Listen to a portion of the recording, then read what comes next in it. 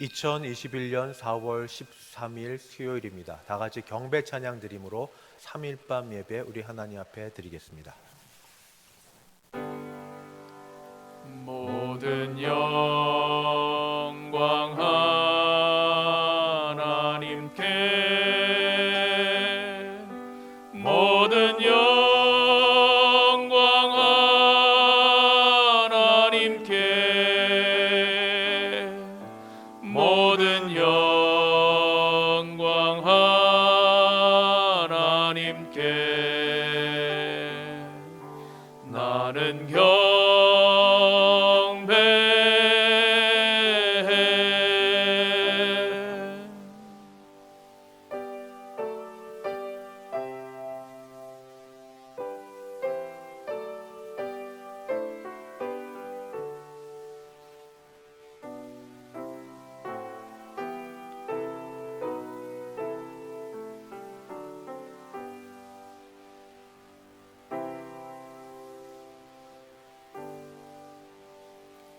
거룩하신 하나님 아버지, 우리를 예배의 자리, 은혜의 자리로 불러주셔서 감사합니다. 오늘 우리 예배 받아 주시옵소서. 예수님의 이름으로 기도드리옵나이다. 아멘. 찬송가 27장 함께 찬송 부르겠습니다.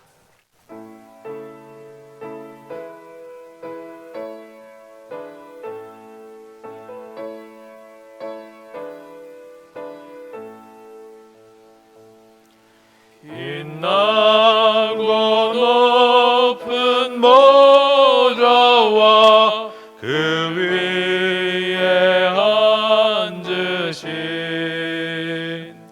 주 예수 얼굴 영광이 해같이 빛나네. 해같이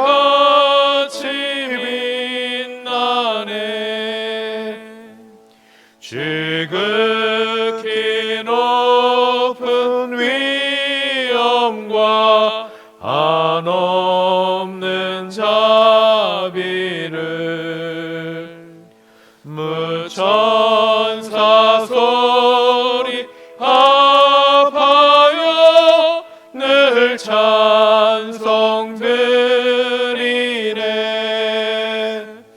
늘 찬송드리네.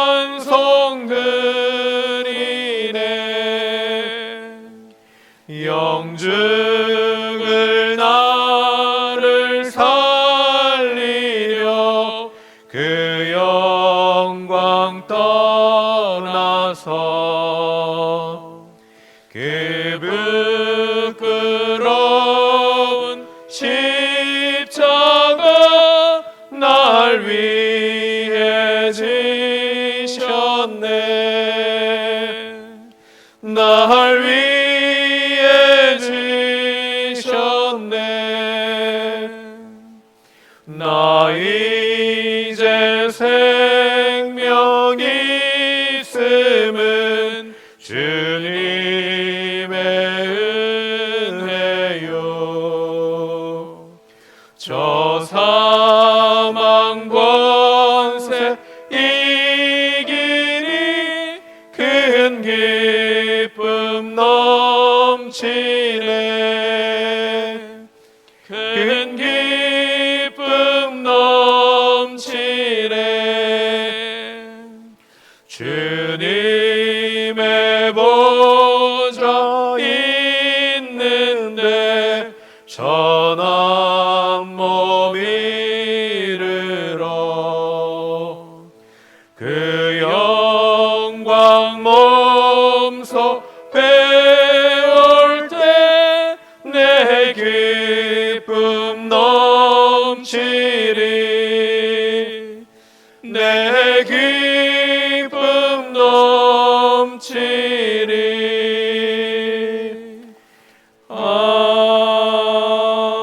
아멘. 다 함께 합심하여 기도하겠습니다. 두 가지 기도 제목 드리겠습니다.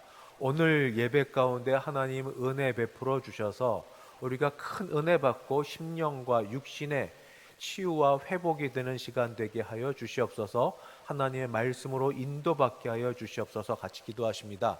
두 번째는 오는 토요일 우리 교회 여전도의 주체로 김인중 목사님 모시고 일일 수련회를 하게 되었습니다. 이 부흥회 때, 이 수련회 때 하나님 오시는 목사님 우리에게 꼭 필요한 말씀을 성령 가운데 전해주시고 많이 참석하여서 우리 비단 여전도 회원뿐 아니라 교회가 다시 말씀으로 회복되고 신앙이 회복되고 전도할 그럴 열심이 생기고 다시 우리 모두 예배의 자리로 나아가 하나님께로 나아가는 귀한 시간 되게 하여 주옵소서. 우리 주여 함께 같이 부르면서 기도하겠습니다.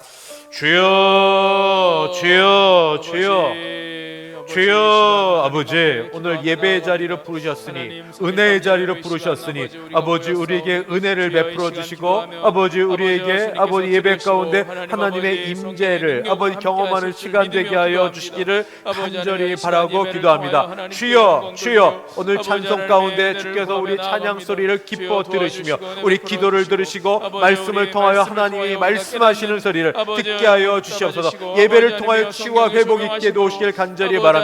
오는 토요일 날 아버지 하나님 안산동산교회 김인중 목사님을 모시고 아버지 2년을 기도해온 아버지 여전도의 수련회를 시작하려고 합니다. 주여 목사님 하나님께서 은혜 주셔서 우리에게 꼭 필요한 말씀이 준비되어 같이 전파되게 도우시고 많은 시간을 아닐지라도 그러나 하나님께서 마시고자 하는 말씀을 아버지 목사님을 통해 저희 전해 주실 때 우리의 심령이 변화되고 아버지 역사가 일어나고 아버지 질병이 치유되고 아버지 복음을 따라 아버지 전도할 수 있는 그런 열정이 회복되고 우리 모든 교회의 신앙이 아버지 하나님 회복되는 시간 되게 하시길 간절히 바라고 기도합니다. 하나님 아버지 역사하여 주시옵소서. 아버지 전하시는 목사님이나 말씀을 듣는 우리 여전도 회원들이나 모두를 지켜주시고 안전케 하여 주옵시고 은혜 충만 성령 충만한 시간 되게 하여 주시기를 아버지 간절히 바라고 기도합니다. 이 시간에 우리 교회가 다시 회복되어 하나님을 기쁘시게 하는 자리로 나가는 귀한 시간으로 하나님이 연주해 주실 줄 믿사옵니다. 하나님 도와주시옵소서. 자비하신 하나님 아버지 감사합니다. 우리 예배의 자리를 부르시며 하나님께로 인도하여 주셨으니 이 시간이 우리 모두에게 복된 시간이요 감사한 시간이오니 하나님 임재하시고 하나님 말씀하시고 하나님 들려주시고 하나님의 은혜가 풍성히 넘치는 시간 되게 하여 주실 뿐 아니라 아버지 특별히 오는 토요일 아버지 귀한 오랫동안 기도해온 그 시간 하나님이 직접 역사하셔서 종을 통하여 주시는 말씀을 우리에게 듣게 하여 주옵시고 심령이 아버지 주님으로 하나요 새롭게 되게 하여 주시고 육신의 질병이 나음 있게 도우시고 아버지 말씀을 다시 전하고 일어설 아버지 전도의 열심을 허락하여 주시길 간절히 바라옵고 우리 주 예수님의 이름으로 기도드리옵나이다. 아멘. 하나님 말씀 봉독합니다. 구약성경 느헤미야 제11장입니다. 느헤미야 11장 1절부터 3절까지 봉독합니다. 느헤미야 11장 1절부터 3절입니다. 백성의 지도자들은 예루살렘에 거주하였고 그 남은 백성은 제비 뽑아 10분의 1은 거룩한 성 예루살렘에서 거주하게 하고 그 10분의 9는 다른 성읍에 거주하게 하였으며 예루살렘에 거주하기를 자원하는 모든 자를 위하여 백성들이 복을 빌었느니라. 이스라엘과 제사장들과 레위 사람들과 느드님 사람들과 솔로몬의 신하들의 자손은 유다 여러 성읍에서 각각 자기 성읍, 자기 기업에 거주하였느니라. 예루살렘에 거주한 그 지방의 지도자들은 이러하니. 거룩하신 하나님 아버지, 다시 은혜의 자리, 예배의 자리로 부르셨으니 감사합니다. 말씀 가운데 우리에게 은혜를 주시고 깨닫는 마음을 주시고 순종하는 믿음도 더하여 주시옵소서. 예수님의 이름으로 기도드리옵나이다. 아멘.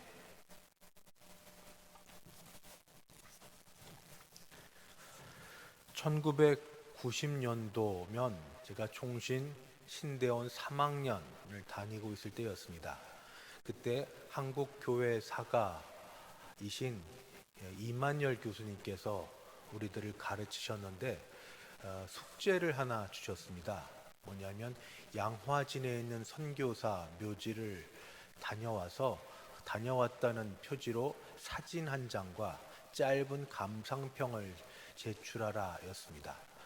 저하고 같이 있었던 그 동료 전도사님들 몇 분이서 날을 정해서 양화진 선교사 묘지를 갔습니다. 그날은 좀 추적추적하게 비가 내리는 흐린 날이었습니다. 그냥 저희끼리 웃으며 떠들며 그렇게 가벼운 마음으로 갔다가 거기서 사진을 찍기 위해서 또는 감상평을 적기 위해서 선교사님 묘지 하나하나를 돌아보고 묘지 명에 써 있는 묘비에 써 있는 몇 가지 양력들을 보면서 많이 충격을 받았고 그리고 부끄러움과 고마움도 느꼈습니다. 우선은 그들이 꽤 많은 사람들이었다는 겁니다. 선교사 묘지에 우리가 한국 교회사에서만 알고 있었던 소수 몇 명을 넘어서서 전혀 이름을 알지 못했던 여러분들과 심지어 어린아이까지 짧은 생애를 살다 갔던 모습, 그러면서 그 이름 없이 지냈던 이분들 덕택에 지금 우리나라가 이렇게 복음의 대국이 되어서 교회도 흥왕하고 그리고 세계적으로 선교할 수 있는 나라 되었다는데 많은 떨림과 그리고 감사와 부끄러움이 있었습니다. 제가 드리고 싶은 말은 세상은 영향력 있는 소수의 몇 사람이 강한 경제력과 그리고 힘을 가지고 있어서 그것으로 세상을 움직일 수 있다라고 여긴다는 것입니다. 그러나 하나님 나라는, 성경에서 가르쳐준 하나님의 나라는 소수의 영웅들에 의해서 움직여지는 것이 아니라 하나님을 진실로 사랑하고 하나님의 말씀에 신실하게 순종하려던 말없는 무명의 다수에 의해서 그 나라가 세워졌고 그 나라가 움직여가고 그 나라가 지금까지도 진행되어져 가고 있다는 말씀을 드립니다. 이 유대인 귀한 공동체 70년이라는 포로 생활과 더불어서 비록 성전은 세워졌지만 느헤미야가 오기까지 90년, 70년과 90년을 더하면 160여 년 동안 성전과 그 주위는 거의 폐허덤이고 그리고 아무도 살 수 없었던 그런 곳이었습니다. 그런 성전 주위를 이제 느헤미야에 의해서 성벽을 쌓고 살만한 거주지로 만들었습니다만 이제 그 안에 누가 들어가 살 것인가 하는 건 또 다른 문제였습니다. 왜냐하면 이제 성전 밖에 살던 사람들이 성전 안으로 성벽을 쌓은 성전 근처로 가서 살려면 집도 새로 지어야 되고 성벽과 관련된 문을 지키는 일도 하는 이중의 고충을 더 겪어야 되는데 누가 거기 들어가 살 것이냐, 누가 그런 고통을 감내하면서 믿음으로 살 것이냐 하는 문제가 이제 그들에게 닥쳤습니다. 그럴 때 먼저 이들은 늘 했던 것처럼 지도자들이 먼저 앞장을 섰습니다. 지도자들이 자원을 했습니다. 그것이 제 오늘 읽은 말씀 가운데 1절 말씀입니다. 먼저 1절 말씀을 읽기 전에 하나 더 드릴 말씀은 지도자들이 자원했고 지도자들은 소수입니다. 사람들이 더 필요했는데 그들은 그 다음 어떻게 했는가?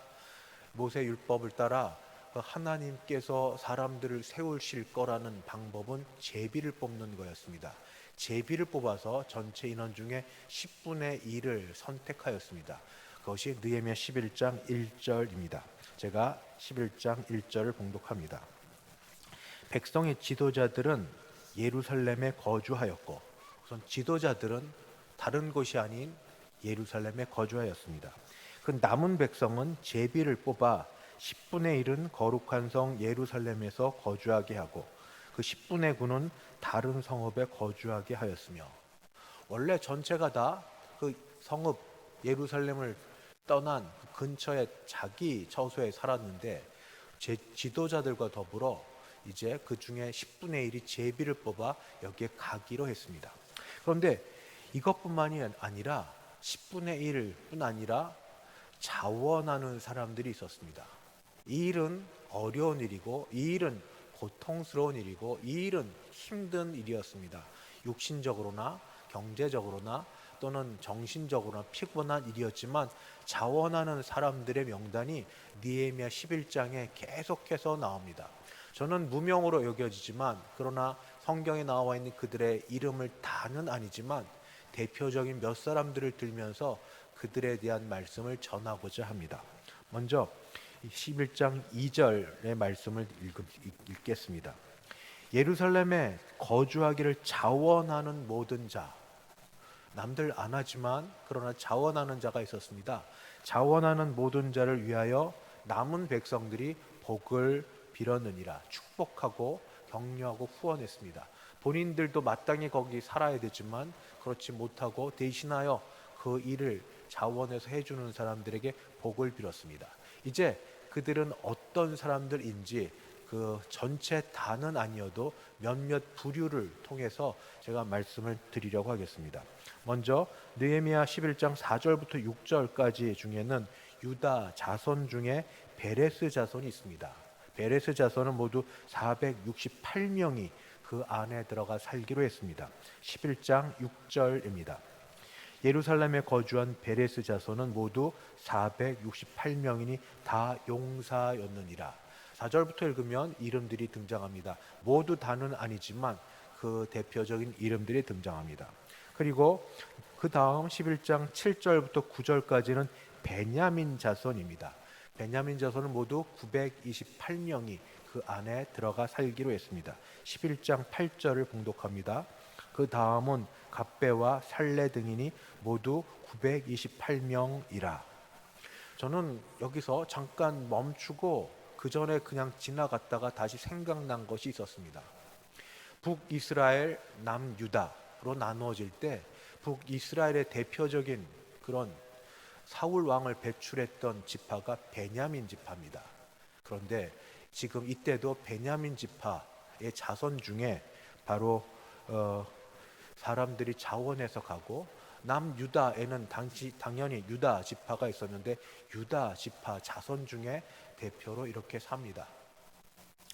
좋은 전통, 좋은 선조를 두었던 후손들은 그 명예를 이렇게 이어가려고 하고 있구나 하는 생각이 겹쳐 들었습니다. 그 이외에도 계속 나옵니다. 그 이후에는 11장 10절부터 14절인데 이들은 제사장 그룹, 하나님의 전을 맡은 자, 하나님의 전에서 일하는 형제들입니다. 저는 그 중에 11장 10절만 먼저 읽겠습니다. 제사장 중에는 요아립의 아들 여다야와 야긴이며, 제사장이 나오고 그 다음에는 하나님의 전을 맡은 자가 나오고 전에서 일하는 형제들의 명단이 나옵니다. 그 다음에 11장 15절부터 18절 중에는 이제 레위 지파가 나옵니다. 레위인들 가운데 스마야라고 하는 그 지파의 사람이 나오고, 특별히 11장 16절에는 하나님의 전 안의 일이 아니라 하나님의 전 바깥 일 하는 사람의 이름이 등장합니다. 11장 16절입니다. 또 레위 사람의 족장 삽부대와 요사바시니 그들은 하나님의 전 바깥 일을 맡았고, 누구나 어디가 중심이고 어디가 핵심이고 그리고 그곳에서 일하면 더 대우받는다는 걸 알고 있습니다. 그러나 그건 세상이 하는 일이고 하나님의 일을 하는 데는 중심과 바깥이 없이 부름받은 대로 이렇게 하나님의 전 바깥 일을 하는 사람의 명단도 이렇게 기록되어 있습니다. 우리가 얼마나 크고 대단하고 놀라운 일을 하느냐가 중요한 게 아니라 무엇을 위해 부름받았던 그 자리에서 내가 그 일에 충성스럽게 성실하게 주의 일을 감당하느냐가 하나님 보시기에는 더 중요합니다.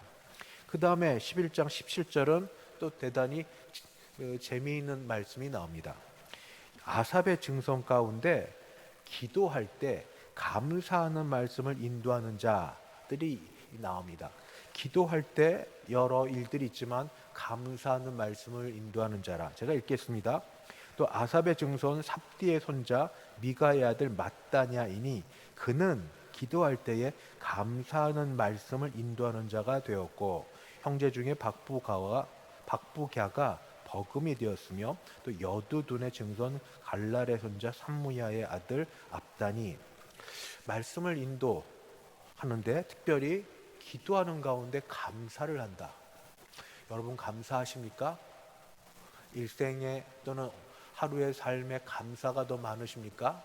아니면은 불평과 원망이 더 많으십니까?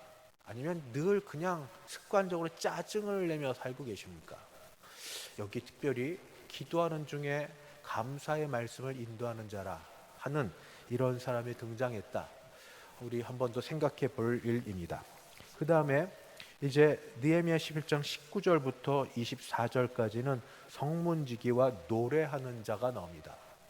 성문지기, 문지기 역할이 중요합니다만 그럼에도 불구하고 문지기 역할을 맡은 사람을 존귀하다, 귀하다 여기지 잘 못하는 그런 편견이 있지 않습니까? 그런데도 이렇게 이름이 등장합니다.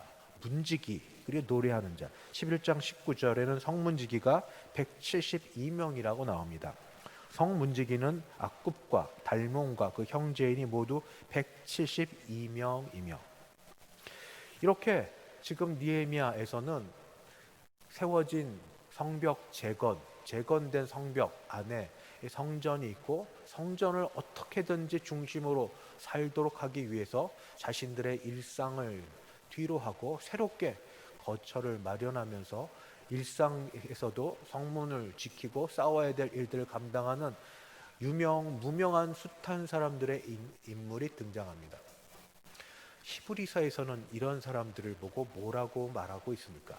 히브리서 제6장 10절은 이렇게 말씀하십니다. 하나님은 사람들의 행위를 기억하시는데 특별히 그 행위 중에 자기를 드러내려고, 잘난 척하려고 교만하게 하는 행위가 아니라 사랑으로 하는 행위를 하나님 기억하신다 하는 게 히브리서 6장 10절의 말씀입니다. 제가 히브리서 6장 10절 말씀을 봉독합니다.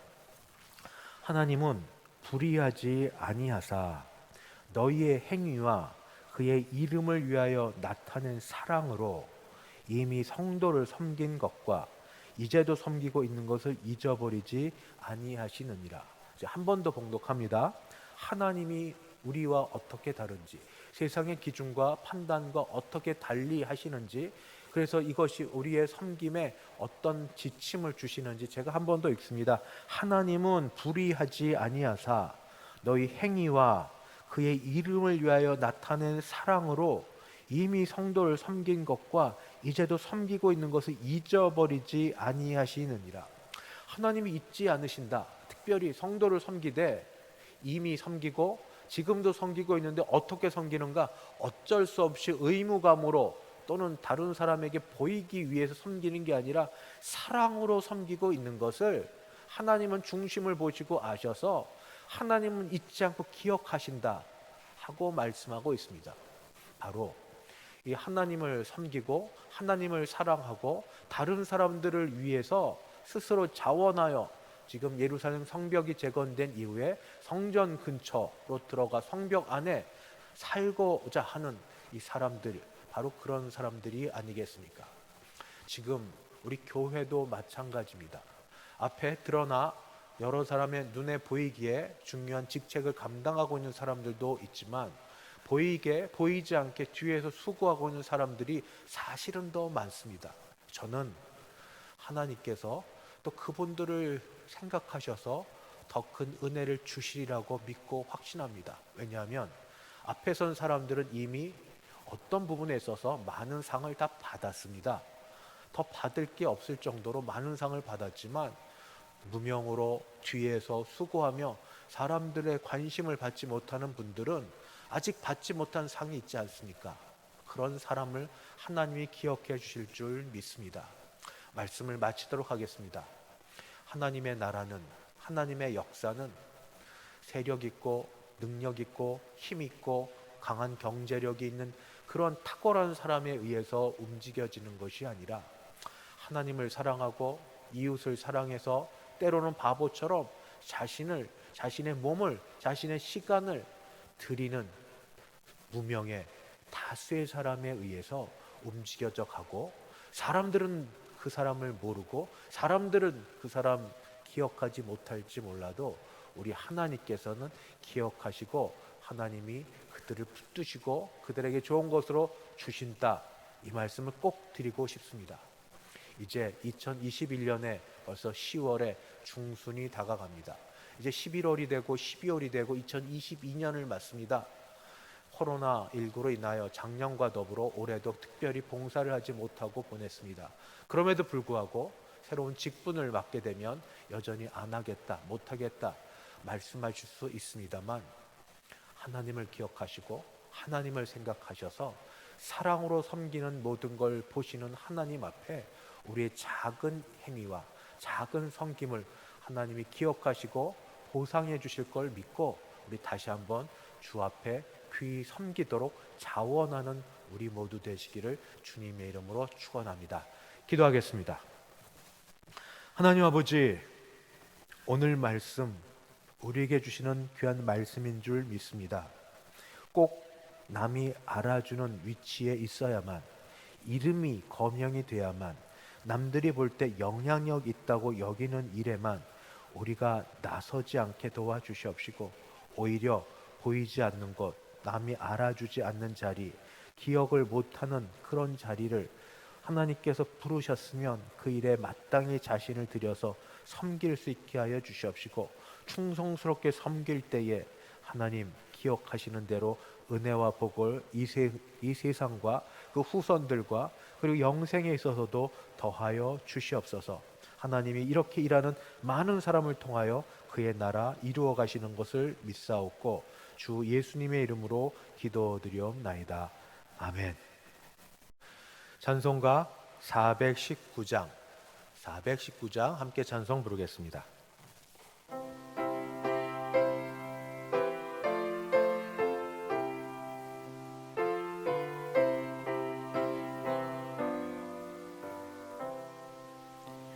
주 날개 밑 내가 편안히 쉬네. 밤 깊고 비바람 불어쳐도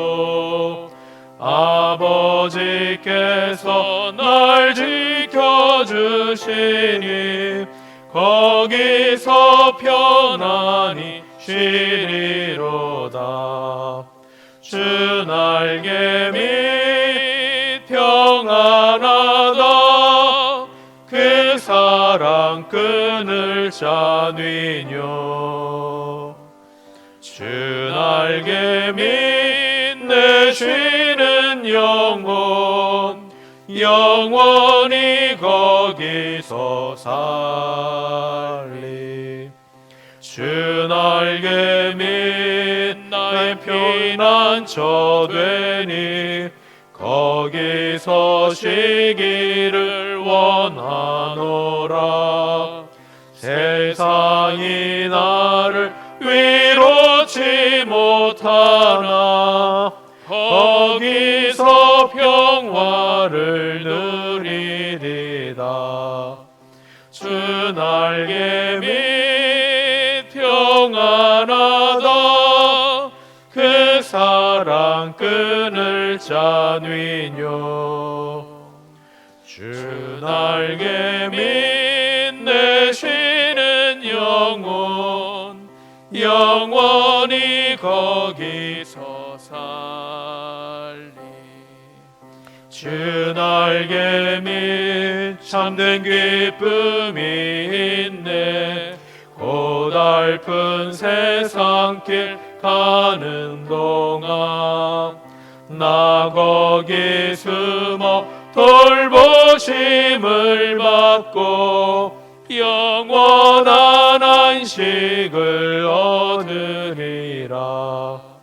주 날개 밑 평안하다.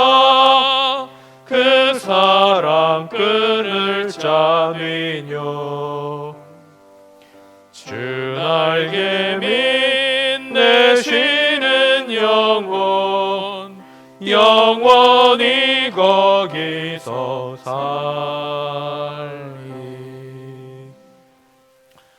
지금은 주 예수 그리스도의 은혜와 하나님 아버지의 그 크신 사랑하심과 성령 하나님의 교통케 하심이 오늘 말씀을 따라 은혜를 받은 대로 주 앞에 헌신하기로 소원하는 모든 주의 백성들 머리 위에, 그 가정 위에, 우리 교회 위에 이제부터 영원까지 함께 있을지어다. 아멘.